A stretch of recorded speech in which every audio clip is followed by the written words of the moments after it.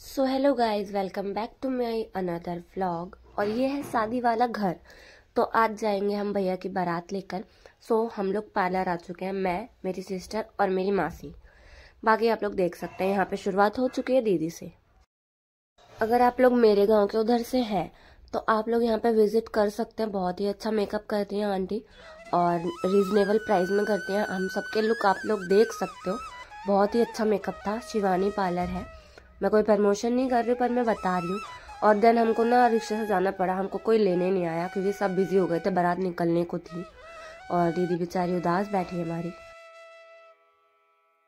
हम जैसे ही घर पहुंचे ना, हम सीधा बारात में निकल गए, मतलब मंदिरों में निकल गए। देन उसके बाद भैया और हम सब अपनी गाड़ी लेकर निकल चुके थे बारात के लिए। फिर हम बारात मतलब पहुंचे और उसके बाद द्वार पूजा होने लगी। हमारे यहाँ पे पूजा होती है जो पहले बाहर की जाती है, मतलब कि। और यहाँ पे सभी लोग थे। और ये मेरे भाभी के भाई है, दोनों मतलब भैया के साथ पूजा होती है और पान वान खिला के हक करते हैं। यहाँ पे पापा और फूफा जी बैठे हुए हैं। देन उसके बाद होती है हमारी भाभी की एंट्री। गाइस कमेंट में बताना कि मेरी भाभी कैसी लगी आप सबको। और अभी मेरे को कोल्ड है इसलिए वॉइस ओवर में थोड़ी दिक्कत आ रही है मुझे। यार ये शादी वाले घर में इतने बच्चे कहाँ से आते हैं भाई, कहाँ से। देन उसके बाद जयमाल की रस्म होने लगी। तो ये है आशु दीदी और तनु। और उसके बाद मैंने कपड़े चेंज करे। देन हम लोग चढ़ाव के लिए बैठ चुके थे। और येलो साड़ी वाली है मम्मी जी, भाभी की मम्मी। देन मैंने सारा सामान वामान निकाला और फिर चढ़ाव चढ़ाया गया मामा के थ्रू। देन यहाँ पे हो रहा है निछावर। पता नहीं मुझे इस रस्म का नाम, पर इस टाइम भाभी सो गई थी हाँ जी, भाभी सो रही थी और हम सब बैठ के वेट कर रहे थे। आधे लोग तो सो चुके थे और आधे लोग जग कर पूरी शादी देखते हैं।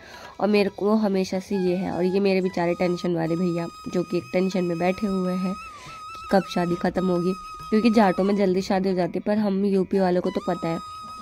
देन यहाँ पे कन्यादान की रस्म स्टार्ट हो चुकी थी, जिसमें उन भाभी के मम्मी पापा जी कन्यादान दे रहे थे।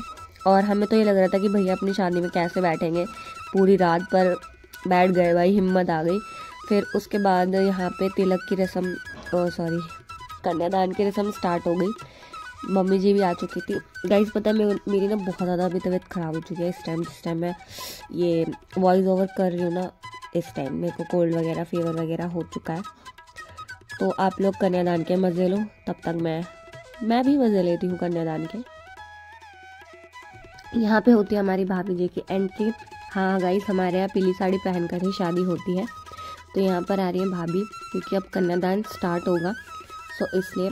और भाभी येलो साड़ी में भी बहुत प्यारी लग रही है। मेरी भाभी है ही प्यारी यार, मैं बता नहीं सकती कितनी प्यारी है, पर वो है। मैं तो उनको पैसे डोरेमोन बुलाता हूँ क्योंकि वो भी मेरी डोरेमोन है और मैं उनकी नोबिता मतलब जब कन्यादान होता है ना, तो जो गर्ल होती है वो इस साइड बैठती हैं और जब कन्यादान हो जाता है तो वो उठकर बॉयज़ के साइड में बैठ जाती है। इसको हम कन्यादान कहते हैं। और पूरी रस्मों रीति रिवाजों के साथ कन्यादान होता है और कन्यादान को हम महादान मानते हैं। कन्यादान को पूरा करने के लिए भाई पानी डालता है हाथ पर और फिर उसके बाद हाथ पलटा दिया जाता है, फिर कन्यादान कंप्लीट हो जाता है। बहुत ज़्यादा थक चुकी थी, मेरे को तो टाइम का ही नहीं पता था कि कितने बजे क्या हो रहा है। जब 4 बजे ना, तब मैंने देखा हाँ 4 बज गए, वाह भाई वाह 4 बजे। मतलब मैं इतना ज़्यादा थक चुकी थी ना, क्योंकि मैं जगी थी। मैं बहुत कम होता है कि मैं जगती हूँ, पर मैं पूरी रात जगी थी। और अगले दिन तो मेरा गला बैठ गया, मुझे इतनी नींद आ रही थी भाई। नेक्स्ट डे का भी ब्लॉग आएगा, टेंशन मतलब, वो भी आप लोग देखना। और आपको पूरी शादी कैसी लगी कमेंट में ज़रूर बताना। चैनल को सब्सक्राइब करना और सपोर्ट करना। ये हमारी तनु है, भाभी की सबसे छोटी बहन। उसके बाद कन्यादान हो चुका था तो फोटोग्राफर फ़ोटोशूट करे थे। मैंने भी बहुत सारी फ़ोटो शूट करी है, आप मेरे इंस्टाग्राम पर देख सकते हो, मैं चैनल मेंशन कर दूंगी, ऑफिशियल शिखा शुक्ला 731।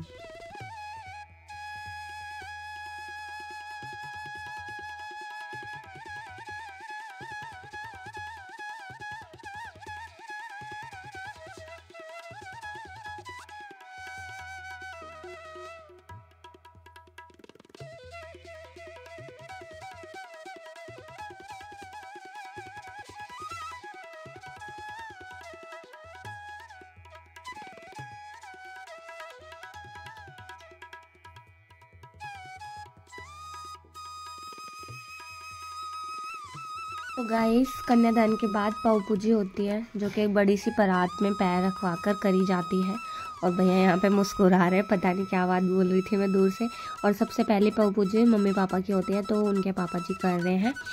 और इसमें पैर पूछते हैं और जो देना लेना होता है वो दे सकते हैं, ठीक है। फिर मम्मी जी ने चैन बनाई थी भैया को। और वो जो आंटी खड़ी है वो नाउन होती है। बेचारी तनु का चेहरा लटका हुआ था, मुझे बिल्कुल अच्छा नहीं लग रहा था। और हम सब बैठे हुए थे। फिर भाभी को मैं शायद अब बोलती हूँ, इधर देखिए इधर देखिए, ये देखा भाभी ने, है भाई बहुत क्यूट है मेरी भाभी। अभी रिसेप्शन होगा ना तो आप लोग देख लेना, क्योंकि मोबाइल में कुछ और दिखता है और रियलिटी में कुछ और, तो आप लोग देख सकते हो, ठीक है। और अभी जब भाभी डले आएंगे तो पक्का रिसेप्शन होगा, फिर आप लोग देख लेना भाभी को और बताना मेरी भाभी आपको कैसी लगी और कैसी नहीं लगी। फिर उसके बाद ना ये हवन होता है, हवन करवा रहे थे पंडित जी।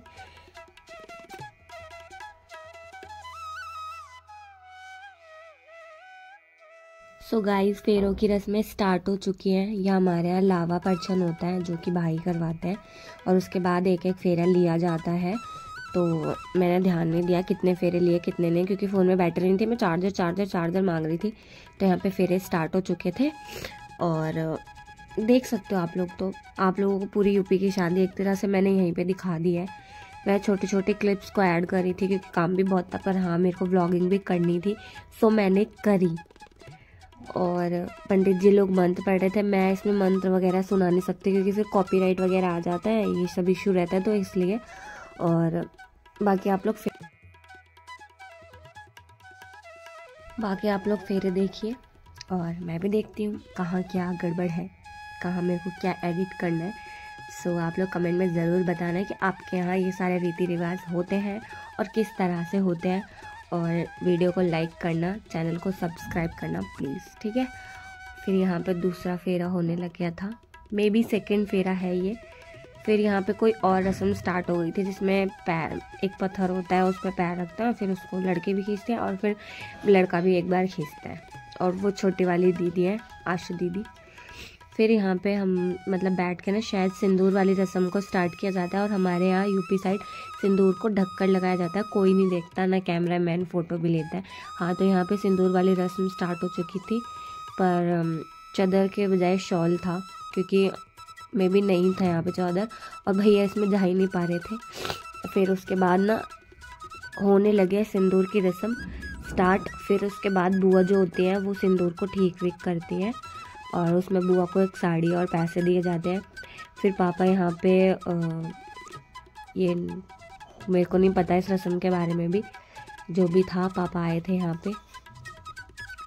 हाँ, इस रस्म को ओली भरना बोलते हैं। सो पापा यहाँ पे ओली भर रहे हैं भाभी जी की।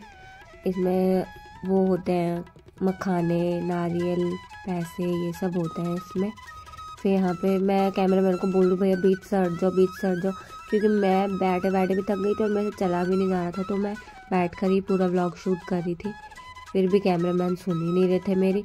तो यहाँ पे पापा पंडित जी का वेट कर रहे थे कि कब बोलेंगे। मंत्र पढ़ने के बाद ओली भरते हैं। यहाँ पे ओली भरी पापा ने और फिर पापा आ गए। सो इसी के साथ शादी संपन्न होती है। हम लोगों ने ये लाई ली और फिर पंडित जी मंत्र पढ़ रहे थे और फिर हमने यहाँ पे करा, शादी संपन्न हुई।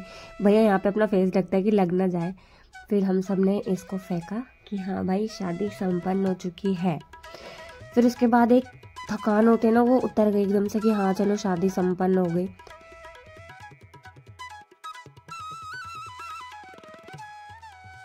शादी संपन्न हो चुकी है। तो इसके बाद आते हैं जूता चुराई की रस्म, जो कि हमारे भैया के जूते पहले ही उड़ चुके थे।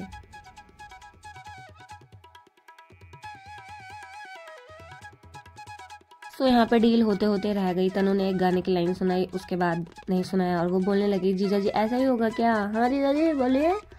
तो उसके बाद तनु ने एक लाइन सुनाई और फिर जूते निकाल लिए। और मामा यहाँ पे बोल रहे कि इतने भारी लोगों को जूते में खड़े करोगी तो हम तो गिर ही जाएंगे ना। फिर तनु ने जूते लिए और अपनी रस्म निभाई। हम लोगों ने भी पैसे वैसे दिए और फिर विदाई होने लगी। और लड़की की लाइफ में ना विदाई एक ऐसा मोमेंट है जहाँ पे अपने घर वालों को छोड़ कर आना पड़ता है यार। कैसे ज़िंदगी चेंज हो जाती है ना शादी के बाद और शादी से पहले। मतलब 28 साल हम जिस घर में रहे हैं, उस घर में जितना भी हमारे सामान होता है, हम उसको 3 सूटकेस में कैसे पैक कर सकते हैं? नहीं कर सकते ना। बहुत हार्ड टाइम होता है एक लड़की के लिए विदाई, यार सोच भी नहीं सकता कोई। फिर उसके बाद मामा गिरते गिरते बच्चे जूते छीन रहे। फिर यहाँ पे विदाई होने लगी। भैया ना किसी को रोता हुआ नहीं देख सकते, इसलिए भैया भी उदास हो गए थे। तो आप लोगों को नेक्स्ट व्लॉग भी देखने को मिलेगा जल्दी, बहुत जल्दी मिलेगा। और thanks for watching this vlog. I hope आप सबको व्लॉग अच्छा लगा होगा। Thank you, bye bye, tata, take care. मिलते हैं नेक्स्ट व्लॉग में।